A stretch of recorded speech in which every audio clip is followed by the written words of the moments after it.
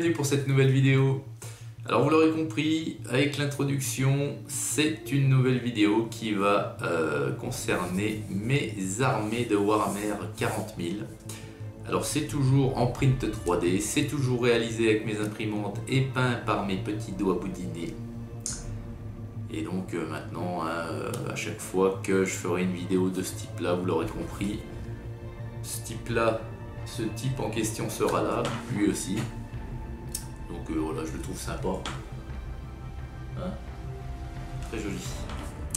Alors, les figurines que vous avez vues en introduction, ce sont des figurines issues du peuple Tau. L'Empire Tau. L'Empire Tau, c'est un des nombreux mondes, peuplades, races de guerriers qui animent les champs de bataille de Warhammer 40 000. Donc ce sont des aliens.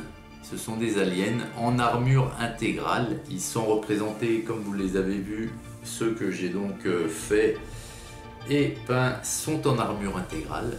Mais il existe également des figurines où vous pouvez les voir sans leur casque. Et donc ça laisse apparaître leur vrai visage, leur vraie tête. Ils sont pas mal, hein, c'est assez sympa. Hein. J'essaierai d'en faire des comme ceci aussi. Alors on va commencer de suite dans les 6 que vous avez vus lors de l'introduction. Il y en a issus de 2 fichiers différents. Alors vous avez déjà ceci. Donc ceux-ci, ils sont issus du même fichier. Donc ce sont des guerriers. Donc il faut savoir que il faut que j'arrête de dire donc, parce que je me rends compte que je n'arrête pas de dire donc. Bref, il faut savoir que ces guerriers là, les Tau, il existe plusieurs schémas de couleurs pour pouvoir les représenter. Hein, si vous voulez suivre ce qu'on appelle les codex, hein, je vous ai déjà expliqué hein, les codes en gros du jeu hein, de Warhammer. Donc ici moi je les ai fait couleur un petit peu sable. C'est un des schémas de couleurs qui existe chez Game Workshop. Alors ici ce sont des Tau qui sont armés d'armes lourdes on peut dire, hein. Vous avez vu un peu les engins. Voilà. Donc alors ils sont assez sympathiques.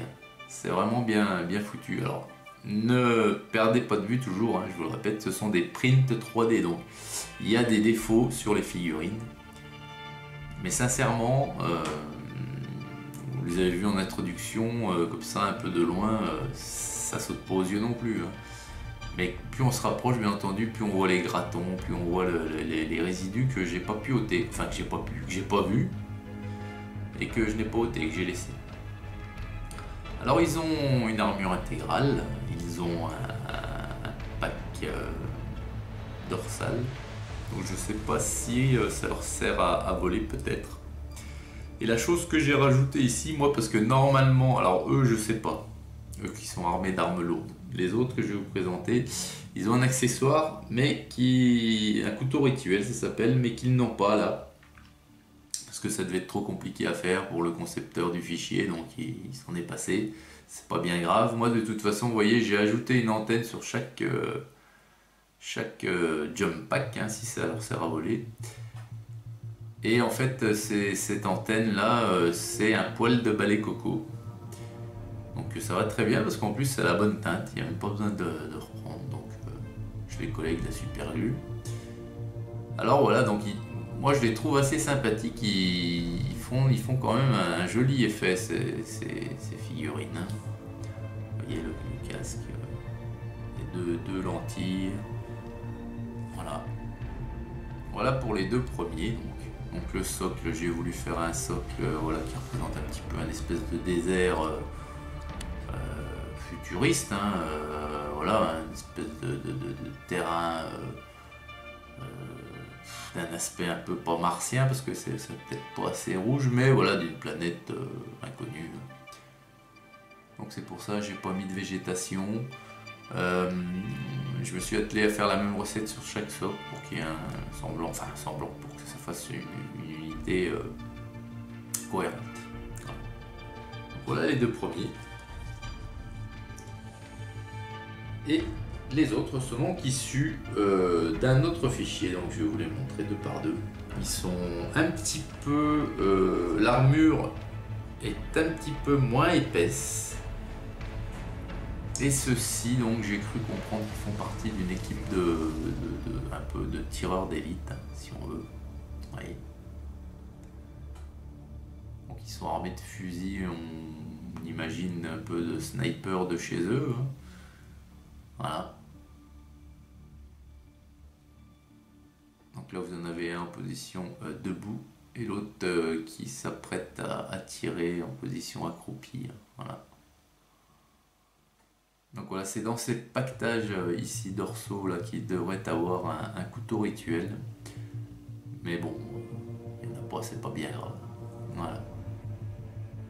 Voilà les deux suivants donc. Et les deux derniers. Les deux derniers, donc je vais pas y arriver, hein. Faut que je l'enlève de mon vocabulaire, ce donc. Les deux derniers, il y a parmi les deux derniers celui qui fait office un peu de sergent et on le reconnaît à son casque de couleur blanche au lieu de la couleur du reste de l'armure pour les autres, voyez.